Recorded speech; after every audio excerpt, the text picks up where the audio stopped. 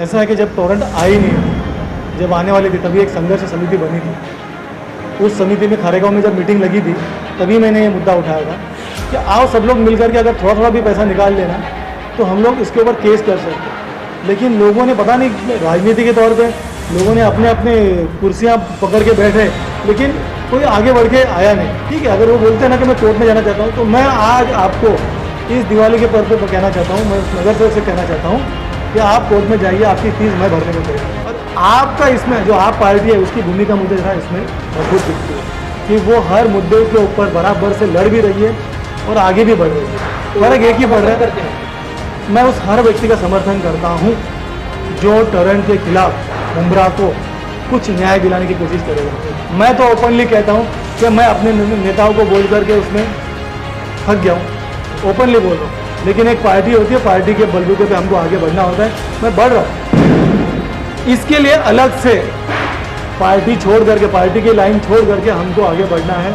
कोई तो भी आगे जिसको मालूमात हो, देखो मुझे इसमें की मालूमात बहुत कम है, मैं ओपनली बोल रहा हूँ और ये आपके मंच के ऊपर बोल रहा हूँ। इसमें जिसको ज़्यादा मालूमात रहेगी ऐसे इंसान के पीछे हम खड़े रहने को तैयार हैं। अब इस मामले में जनता को वसीलना चाहता हूँ क्योंकि जनता ने ऐसे नुमाइंदे चुन के दिए जिन्होंने उनका, हमारे मराठी में कहावत है, केसाने गला काटना, यानी बाल से गला काटना किसको कहते, ये एक जीता जनता ले रही है इसलिए ये लोग भी आपसे ले रहे हैं और जनता वसूल कर रही है इसलिए ये भी आपसे वसूल ही कर रहे हैं। मेरे एक ही कहने का मतलब है, जनता थोड़ी तो होशियार हो जाए। सुधीर भाई, शहर में टोरेंट को लेकर आप देख रहे हैं कि आए दिन आंदोलन हो रहे हैं। कभी आम आदमी पार्टी की तरफ से कोई कुछ कह रहा है, कोई मजलिस इत्तेहादुल मुस्लिमीन की तरफ से कह रहा है, अलग अलग तरीके से मतलब आंदोलन किए जा रहे हैं।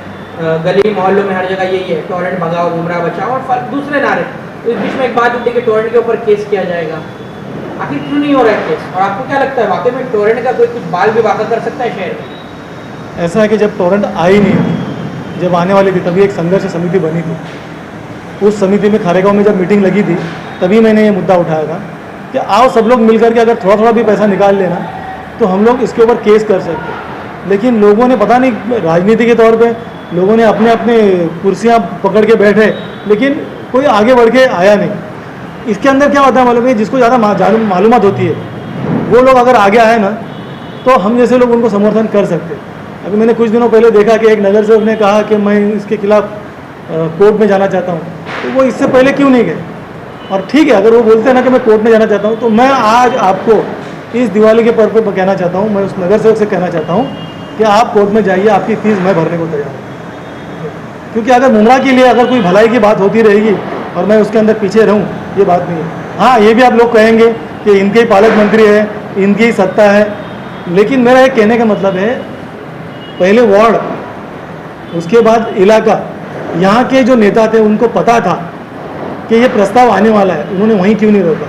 और आप देखते हो कि जब एक आंदोलन हुआ था तभी सेंट्रल मैदान के पास एक ट्रक खड़ा था, उसके ऊपर एक नेता ने कहा था कि अगर टोरेंट आई तो हम ऑफिस जला देंगे, हम ये फलाना फलाना, बहुत कुछ बात हुई थी। लेकिन उन्हीं के पार्टी के लोगों ने टोरेंट को ऑफिस भी दी है, टोरेंट चल भी रही है।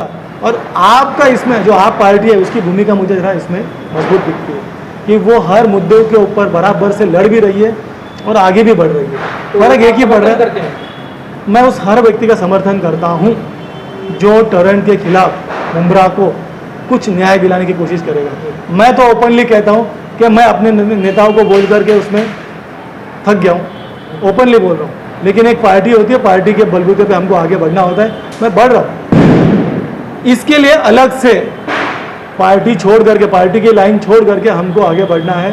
कोई तो भी आगे जिसको मालूमात हो, देखो मुझे इसमें की मालूमात बहुत कम है, मैं ओपनली बोल रहा हूँ और ये आपके मंच के ऊपर बोल रहा हूँ। इसमें जिसको ज़्यादा मालूमात रहेगी ऐसे इंसान के पीछे हम खड़े रहने को तैयार है, बस बशर्ते कोई आगे आना चाहिए।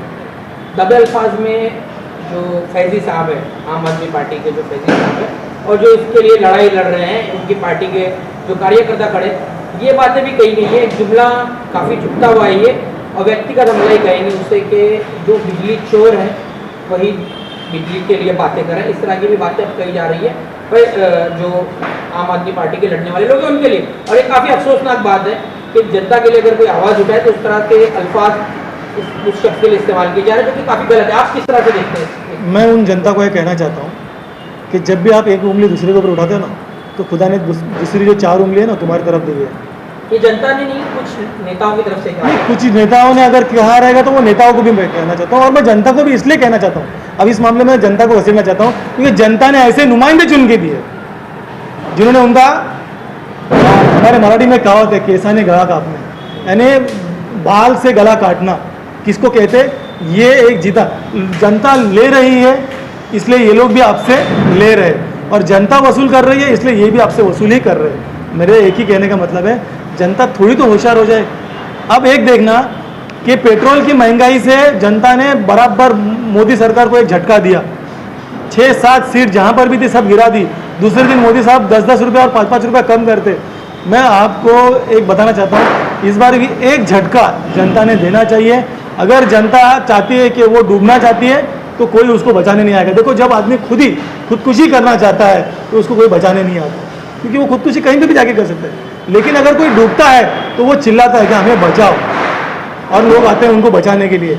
अब जनता को जागना चाहिए, और जो मुमरा डूब रहा है, मुमरा मर रहा है, उसको बचाने के लिए जनता को आगे आना पड़ेगा। आखिर में सर, बस स्टॉप को लेकर भी मुद्दा उठा कि बस स्टॉप में जो होर्डिंग्स लगे उसमें जनता का जो बिजली है वो इस्तेमाल हो रही है, चोरी की लाइट उसको करार दिया जा रहा है, जबकि जिन पर ये आरोप लग रहा है उन्होंने कहा कि हमने परमिशन लिया, लेकिन अब उस परमिशन को भी नकारा जा रहा है। तो सर, क्या लगता है आपको, इलेक्शन के करीब इस तरह के मुद्दे उठाना, तो क्या आपको लगता है कि इससे कुछ इन तरह की चीज़ों में फर्क पड़ेगा?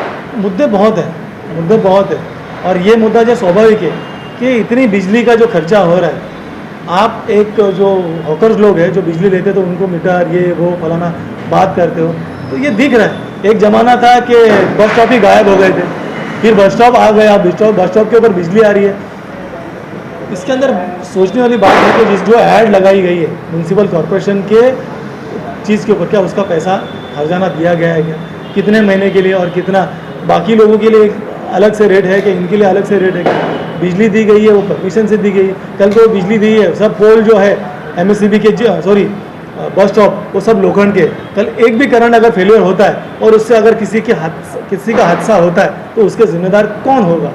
क्या टोरेंट अपना पल्ला झाड़ लेगी इससे कि ये वो लोग ने चोरी करके लिया था इसलिए इससे हमारा कोई वास्ता नहीं है? मैं टोरेंट को इस मुद्दे से कहना चाहता हूँ कि आपने जो लाइट दी है वो आपने लीगल दी रहेगी, तो अगर किसी को शॉक लगता है या कुछ भी हादसा होता है तो उसकी जिम्मेदारी आप ही होगी।